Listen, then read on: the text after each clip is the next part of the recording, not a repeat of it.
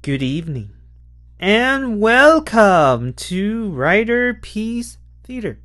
Me, Alista Dayhawk, and tonight, me proud to present Kamen Rider Gotcha Episode 5.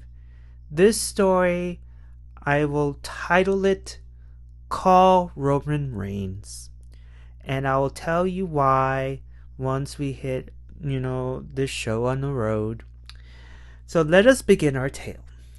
So this story begins with Hotaru helping Mama-san, and Mama-san, like a good mama, ask her son, like, how is it? How is school?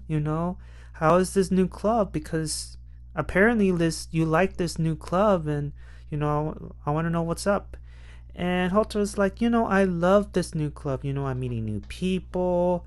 I'm meeting. I have a nice teacher, and blah blah blah. Everything is cool. I'm happy. I'm in my happy place. I found my gotcha. And again, I will constantly remind you guys that regular high school no longer exists because it's all about Hogwarts. I mean the alchemy school that only has one, two, three, four, five people. Yeah, a school that only has five students. Well, minus Spanish since he technically doesn't count, but it doesn't make it any better. And mind you, this episode, there's no Kajiki at all. There's no Kajiki to be all like, hey, Horuto, I found a new monster. Nope. No, he is taking his day off in the closet until he is being summoned by Toei.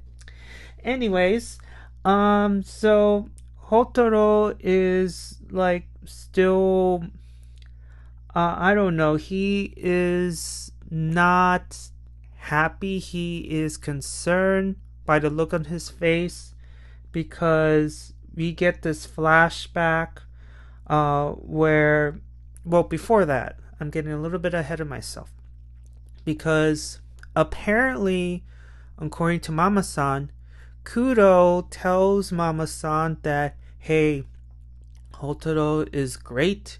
He is a huge help to our club.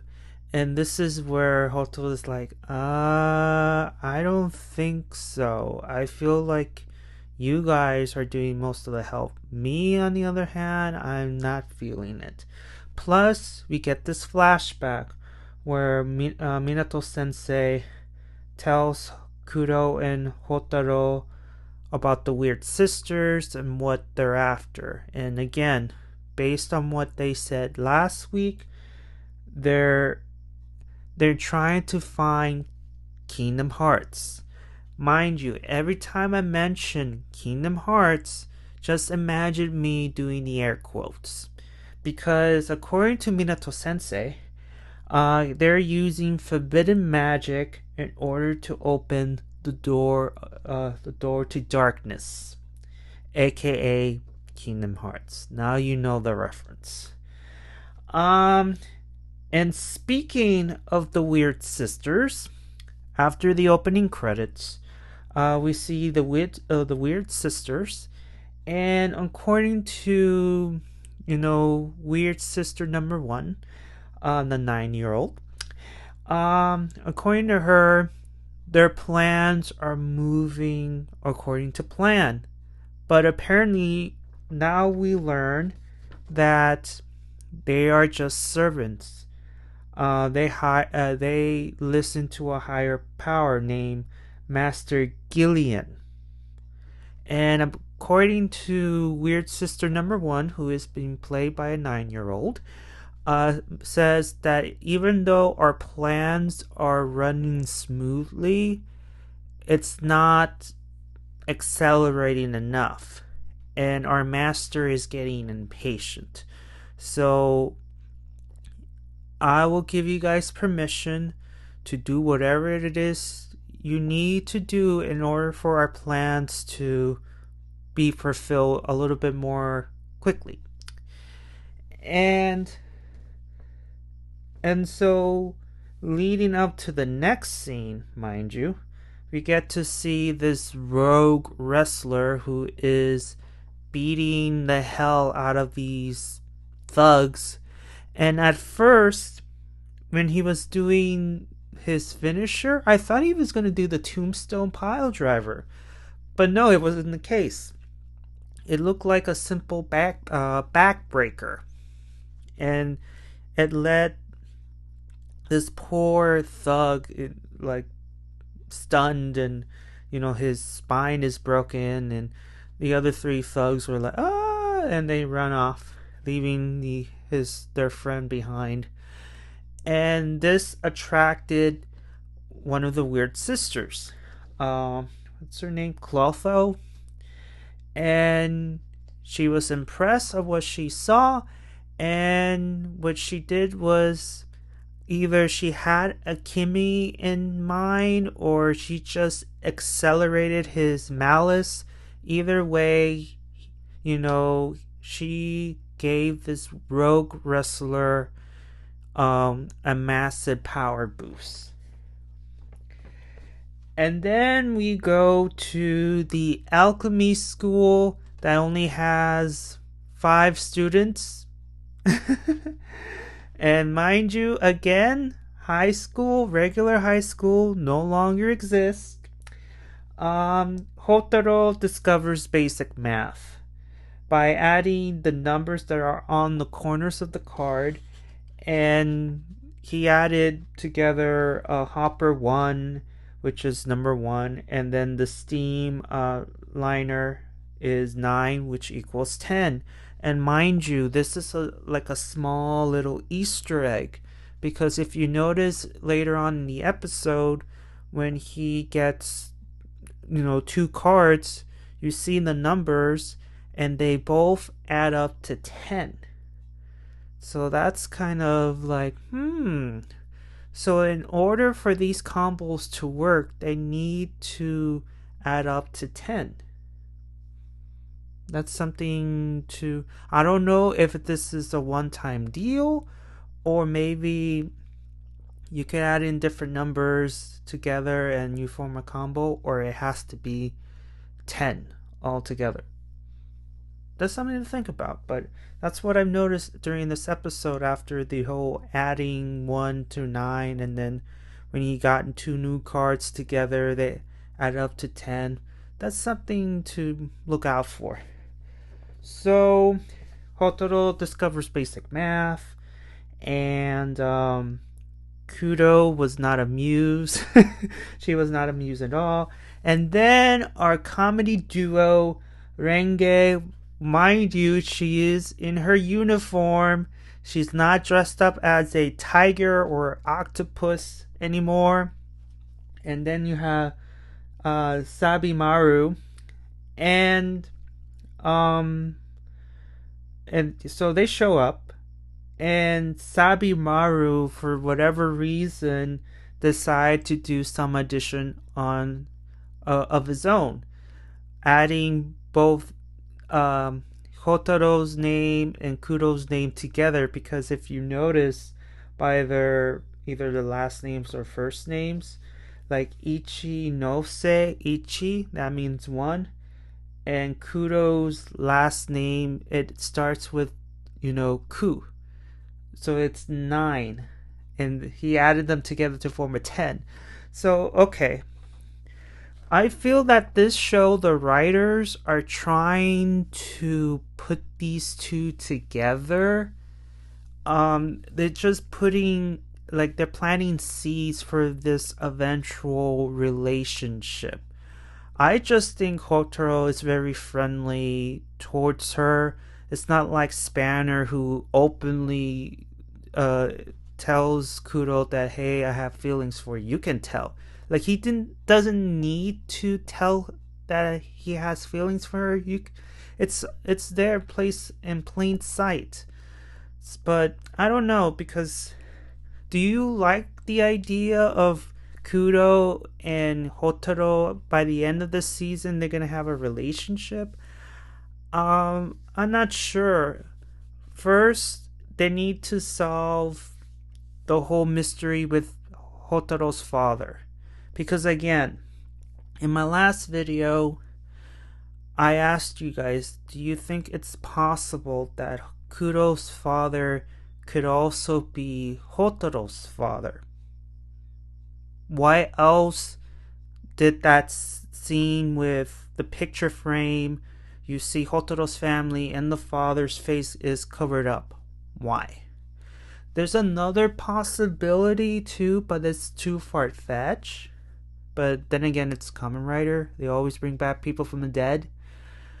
Do you think that Minato-sensei could be the father of Hotaru? It's far-fetched, I know, but it's something to think about. Just saying.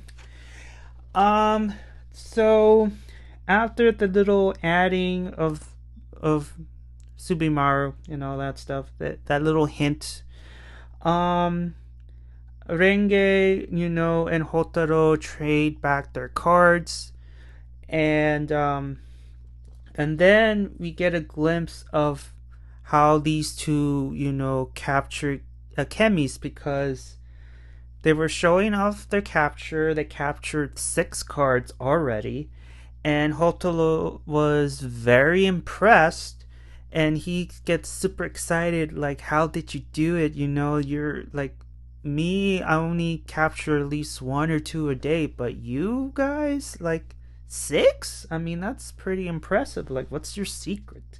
To the point where you have Renge was like, look, I will charge you a lesson, like, was it $10,000 or something? And then you have Hotaru like hovering over Subimaru and tells him senpai, and that's where you look at Sube, like, eyes lit up, like, senpai. And then all of a sudden, you see, our comedic duo just leading the charge while Hotaru is all excited, hey, let's go. And then he drags Kudo along with them. And she was like, me too? And then you see Spanner in the back just spying on them. And they go to this another warehouse. Like, what's up with this show and warehouses? I have no idea. But this time, however, this warehouse is actually like a gym for wrestlers. And mind you, they didn't use the chemi radar at all until once they got inside the gym. Hotaru was like, are you sure there's one here? And according to Renge, they rely on instinct rather than the radar. And when they say that, they the radar dings.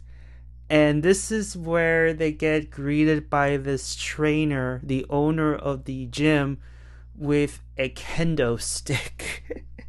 I mean, makes sense because it's wrestling. And when it's like a no holds bar match, what do they use? Kendo sticks. That would be an awkward yet makes sense greeting, because imagine the trainer just hits them with a kendo stick as a hello. But I mean, they're kids, so I think the trainer will be in trouble.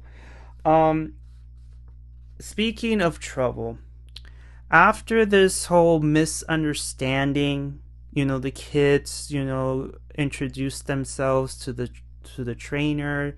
We're not troublemakers. We're looking for a chemi. And then all of a sudden, they get greeted by the Yakuza. And mind you, these Yakuza, they're like weird, goofy Yakuza. And the ringleader is speaking through a I know it's not a microphone, but I can't. The name escapes me right now, but guys know what it is. Like, why are you talking through this microphone, whatever? You can just yell, but instead he's just using this stupid um, microphone, which I know it's not, but yeah. And then, um, and it looked like, the kids and the trainer are in deep doo doo because they look like they're gonna get beat up by the Yakuza. But then next you know, a chemi appears, Wrestler G, and he ends up beating the crap out of the Yakuza. And it looked like, hey, maybe the Yakuza will back off and they leave. Nope, they pulled out the big guns, quite literally. And Hotaru was about to transform into Gacha, but he was stopped by Kudo because, they're not allowed to use alchemy on humans. It's forbidden. and and let's say Kudo was not there. And let's say Hotaru did transform. The sheer idea of a Kamen Rider beating up the Yakuza, I mean, I don't know. I feel like the Yakuza will come back with more people and hunt poor Hotaru down and just like, I don't know, man. This is a question for you guys. Do you think it's a good idea for you to transform as a Kamen Rider and beat up the Yakuza without like suffering the consequences? This is an interesting question to ask because for me, I would be like, I don't know. It's a huge risk. Yes, I'll be saving people, but at the same time, I don't want the Yakuza on my back. So, yeah. So, that's something to think about. So, instead of turning into a Kamen Rider, Hotaru does the next best thing. He ends up using 2 new cards. And mind you, again, if you notice the numbers on the card, they both add up to 10. And he ends up transforming himself into a gun, a weird looking gun, that shoots butterflies. And what it does is it shoots butterflies. Wow. Butterflies at the enemy, and they get high or something because it looked like the Yakuza is like a sweet sense and just like trying to capture the butterflies. And yeah, that weird effect causes them to chase after butterflies, so they leave the gym, so they're safe now. However, you thought the Yakuza was bad enough. Next thing you know, you have this rogue wrestler by the name of Goriki. That's the name of the thug that we saw in the beginning of the show. He shows up, and apparently both the trainer and Goriki know each other. And he ends up transforming into a Malgam. And all I can say is that Hotaru shouldn't have been walking, neither standing. Because this heel wrestler not only beat his ass, but he uses this finisher, the backbreaker finisher, on this poor kid. And it was game over. You can hear the screams that the spine is hurt, the back is hurt. And mind you, again, I think everybody should start targeting Hotaru's lower back, because ever since Banner hit him with that kendo stick, this is like the second time enemies have been targeting the lower back. especially in this episode. So it looked like all hope is lost, but then all of a sudden you have Spanner to the rescue and he chases the Malgam away.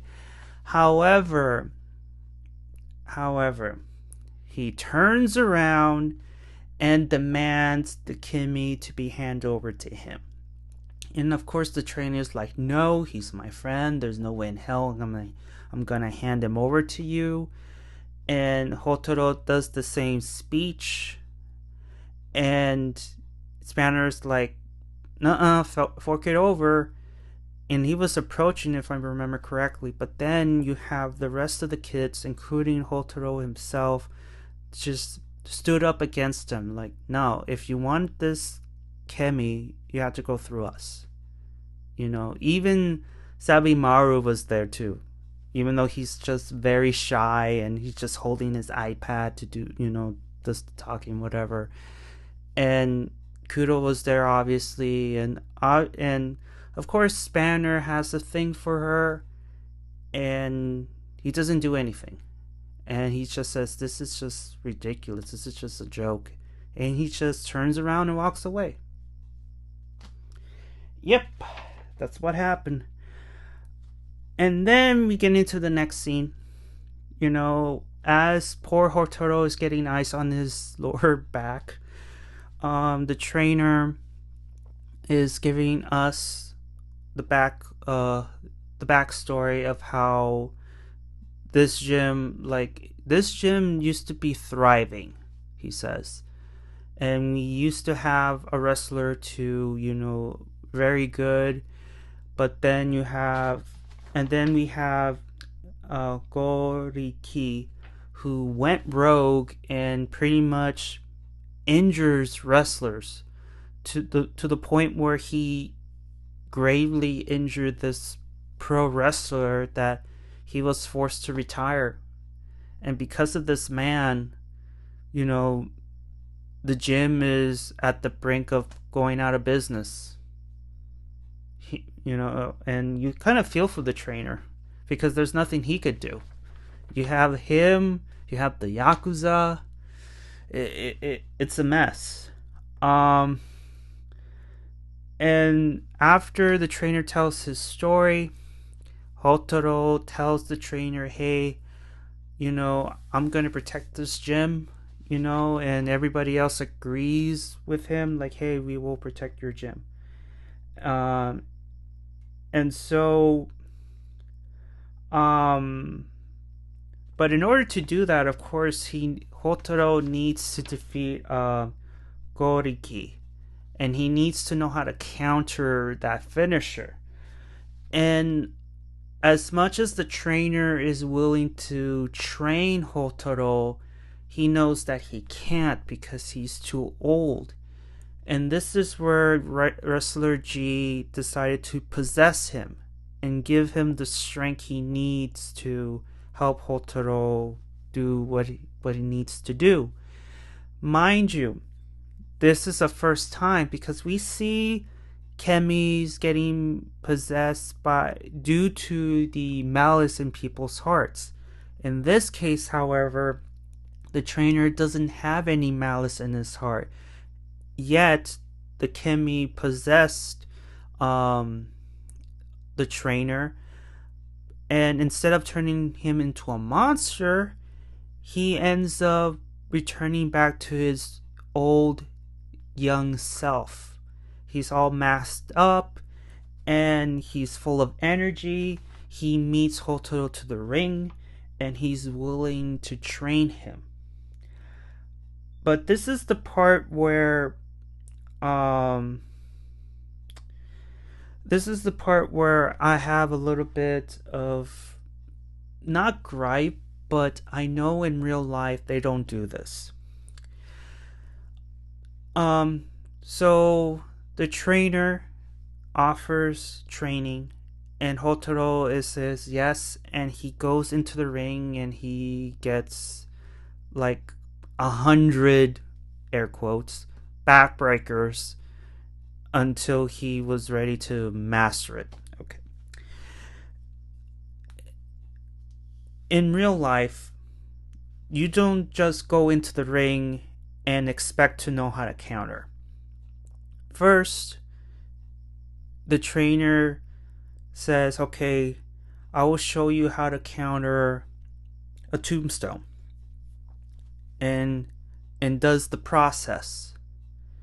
I'm sure, you know, the trainers there in the performance center at WWE, they have trainers and they teach the wrestlers of tomorrow, hey, this is how you do a wrestling move, this is how to counter. They will give you the steps necessary in order to know these things, and of course safety. In this case, however, no, Hotaru just went in there and the trainer just does the not spine buster, but the backbreaker, and just not teach him how to counter it or just give the basics at all. And I am a wrestling fan. Even I just like, I don't think wrestling schools are like that, but okay. All right. So you see poor Hotaru getting his back, break so many times, and you're like at this point where, how is he able to stand up rather and walk after how many backbreakers? And mind you, they were training the whole day into the wee hours in the morning, heading to the next day, and then Hotaru miraculously knows how to counter that move. I know what you're gonna say. I know. It's 30 minutes. I get it, but I can't help it. I can't help but nitpick, and I'm sure you guys, the audience, some of you guys are wrestling fans, and I'm sure you're wondering the same thing yourselves. If you guys are would-be wrestlers who attended wrestling schools, please write in the comments below. How's it like, being trained as a wrestler? Do you think what you saw in this episode, I don't know. Do you think this is it? For me, I just like, that can't be it. Because, I don't know. Maybe I'm nitpicking, but, it's my show. So, after, air quotes, 100 backbreakers, he is ready to face the Malgam.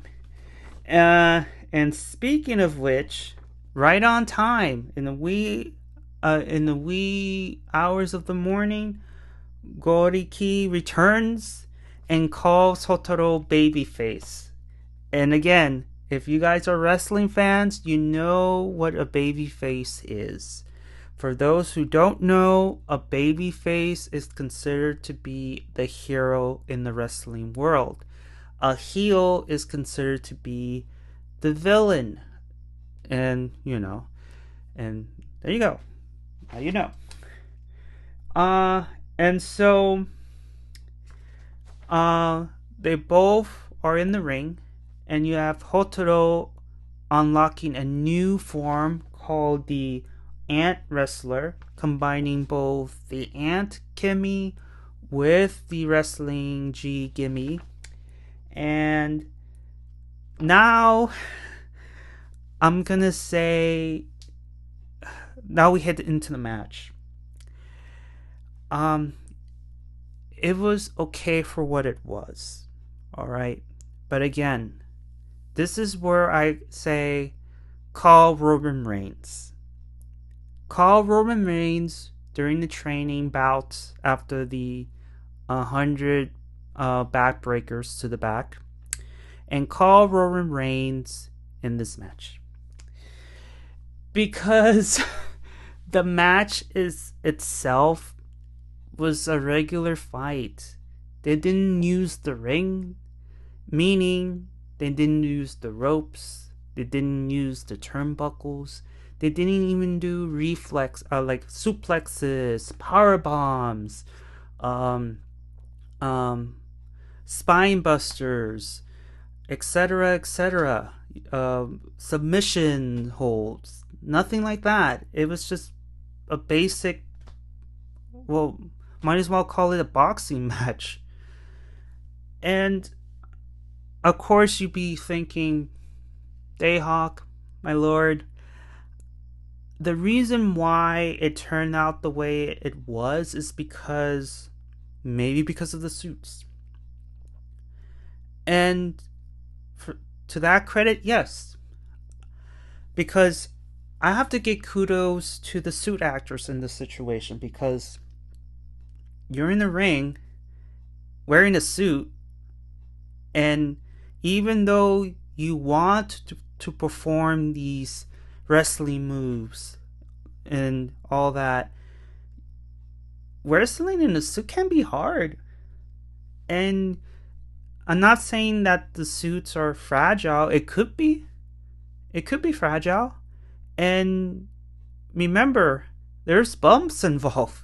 So they could hurt, with the bumps involved. And when you're wearing armor, the bumps are you'll feel it much harder. And so, and also the main thing too I want to add too is the suit actors, even though they're stunt people, they're not wrestlers. They're not.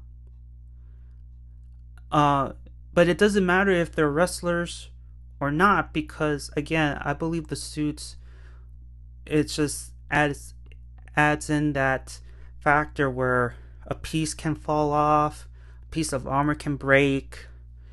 So I understand why it's not a traditional WWE, AEW wrestling match. I understand that. So it was okay for what it was. Even though I wish I will add this to the very end of this match, but it would have been poetic justice, and I wish it would have added to Horaito's fighting repertoire. So let me go through this fight quickly. So they both transform. They fight in the ring, and it's just a regular fight, like I mentioned before. And then you have Goriki says, okay, it's time to end this.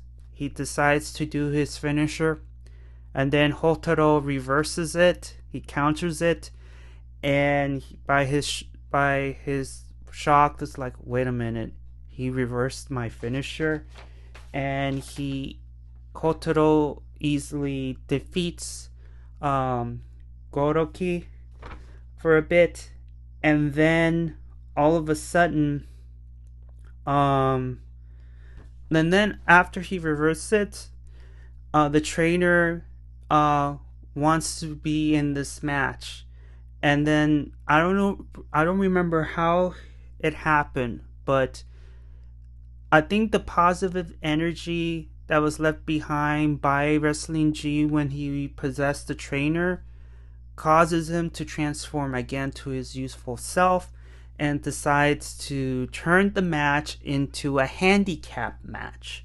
So you have Hotaru and the trainer versus the evil Malgam, and they fought together, and they did the tag team and all that. And then by the end of that, Hotaru decides to pick up the bones and ask the trainer, hey, let me finish this and let me save this chemi. And of course the trainer's like, yeah, go ahead, finish him off. Now this is the part where I wish it could have happened instead of what we got.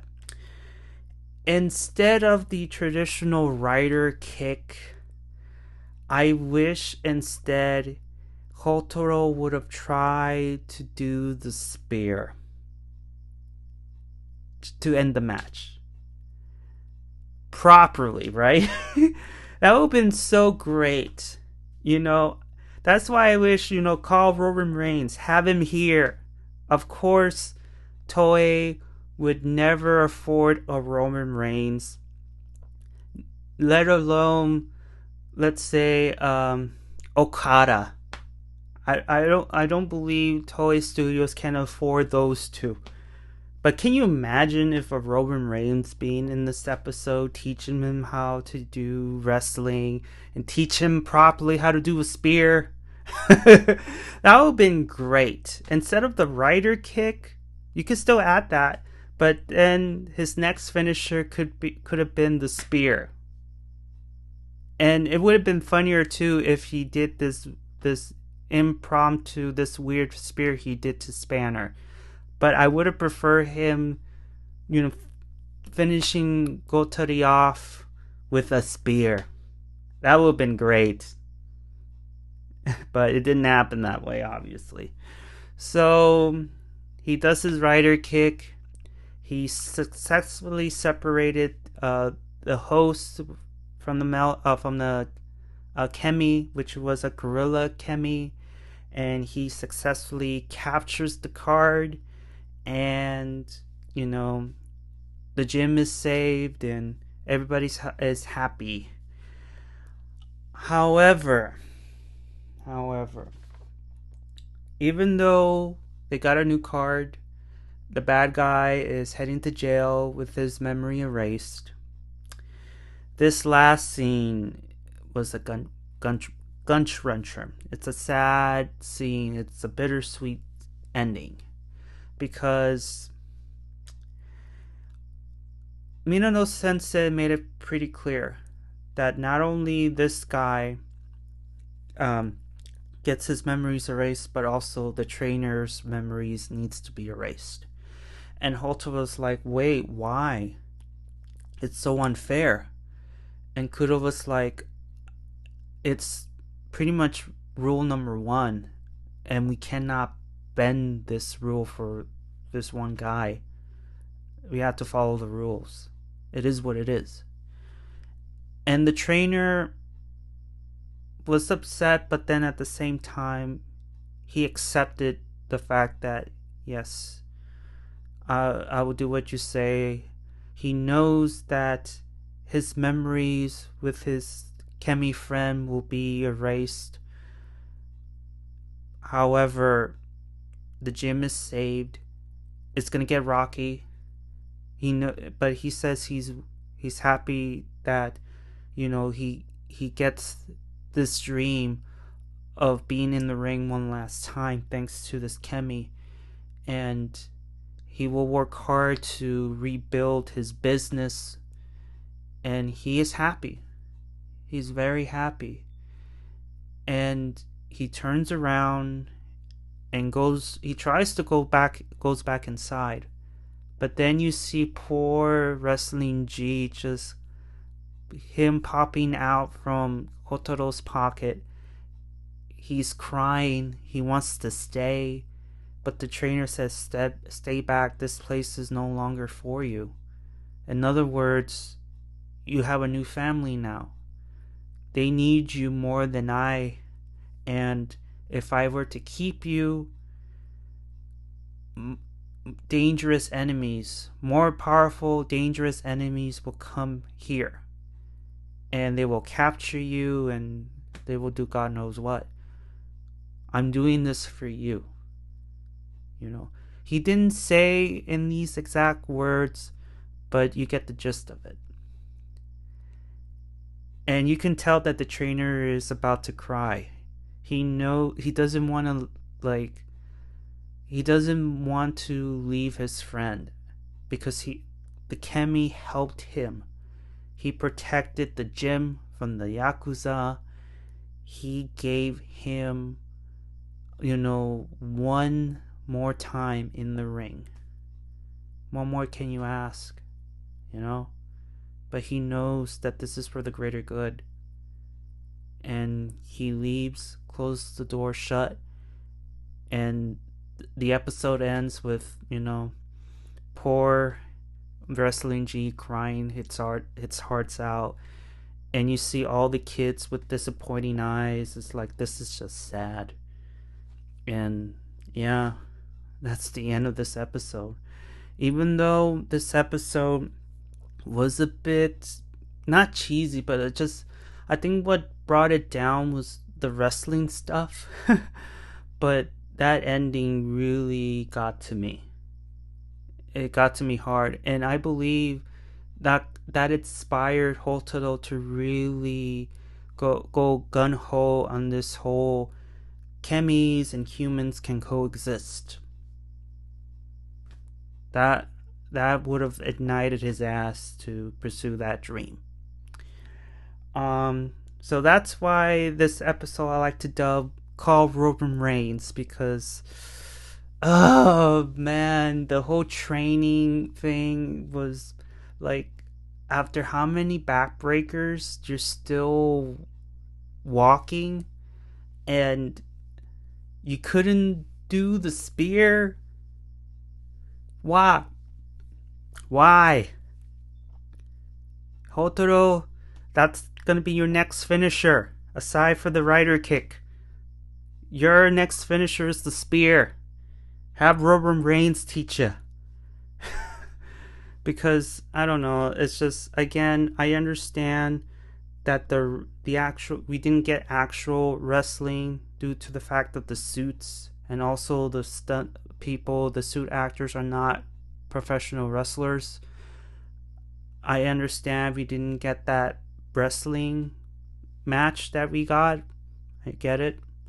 It's just like, alright, I let it go for now. And other than that, it was just an okay episode, but that ending, it really was, ooh, that hit home. It really did. Other than that, I believe that's it. You know, there's hints of a potential Hotaru and Kuro relationship. Now we know that the Weird Sisters answered to a master. We know that it is possible for humans and chemis can coexist. And yeah, what else is there? But I'll add to this. You know, what do you, if you've seen the episode, tell me, did you like it? Did you dislike it? And if you disliked it, what would you do to change it? And again, if I miss anything at all, even though I have my notes in front of me, I tend to miss a couple of things. So if I miss anything, again, feel free to write in the comments below. Also, again, let me mention two things. This is just let me mention two things. Renge was not dressed up. And also, Kanji-ki, he didn't show up. He's in the closet until he is summoned. So, that's something to remind yourself.